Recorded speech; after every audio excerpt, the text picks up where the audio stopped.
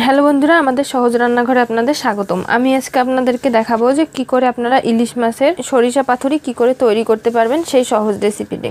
আসুন তাহলে জেনে নেওয়া যাক যে কি কি উপকরণ প্রয়োজন হবে তার জন্য। আমি এখানে আগে থেকে ইলিশ মাছ লবণ হলুদ দিয়ে মেখে নিয়েছি।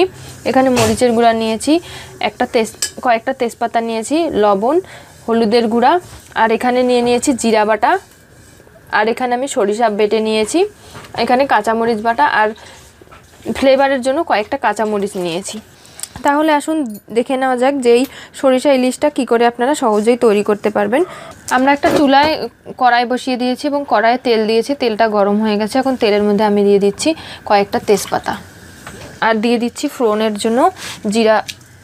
এখন দিয়ে দিচ্ছি পরিমাণ মতো লবণ, দিয়ে দিচ্ছি হলুদের গুঁড়া, মরিচের গুঁড়া দিয়ে দিচ্ছি হাফ চা চামচ। আপনারা চাইলে কম বেশিও করে নেবেন, যে যেমন খান। দিয়ে দিচ্ছি কাঁচামরিচ বাটা হাফ চা চামচ।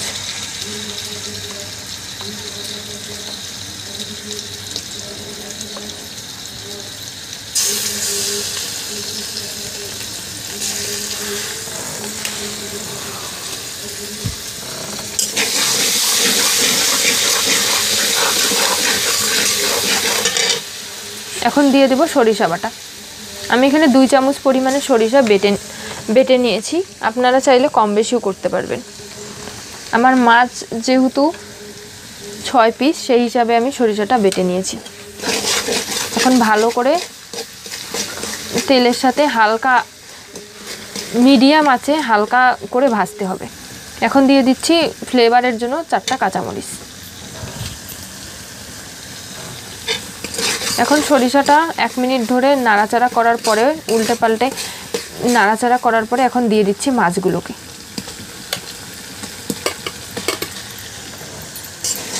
এখন মাছগুলো দিয়ে হালকা নাড়তে হবে, বেশি নাড়া যাবে না, তাহলে মাছগুলো ভেঙে যেতে পারে।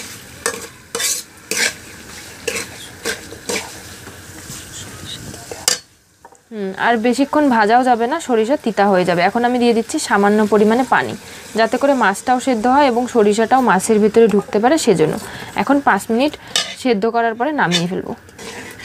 একটা ঢাকনি দিয়ে ঢেকে দিয়েছি। 5 মিনিট ধরে লো মিডিয়াম জালে এটাকে সেদ্ধ করতে হবে এবং পানিটাও শুকিয়ে যাবে, তখন আমরা নামিয়ে নেব। 5 মিনিট পরে তাহলে আবারও ফিরছি। বন্ধুরা, আমাদের সরিষা ইলিশটা হয়ে আসছে। দেখুন, সরিষা ইলিশের থেকে তেল বের হচ্ছে। এখন বোঝা যাচ্ছে যে সরিষা ইলিশের মধ্যে আর কোনো পানি নেই, যেহেতু তেল বের হয়ে আসছে। আপনারা কিন্তু সরিষাটা বেশি ভাজবেন না এবং সরিষার মধ্যে বেশি পানি দিয়ে বেশিক্ষণ ফোটাবেনও না, তাহলে কিন্তু সরিষা ইলিশ তিতা হয়ে যাবে এবং খেতেও পারবেন না। তাই এখন আমাদের সরিষা ইলিশটা হয়ে আসছে, আর হয়ে আসলে বুঝবেন যে ইলিশ থেকে তেল বের হচ্ছে। এখন আমরা একটা পাত্রে এটি নামিয়ে নিলাম। বন্ধুরা, আপনারা দেখতেই পাচ্ছেন আমার সরিষা ইলিশটা খুবই সুন্দর কালার হয়েছে এবং খেতেও অনেক সুস্বাদু। আপনারা এই রেসিপিটা অবশ্যই করে বাসায় ট্রাই করবেন এবং রান্না করে খেয়ে দেখবেন।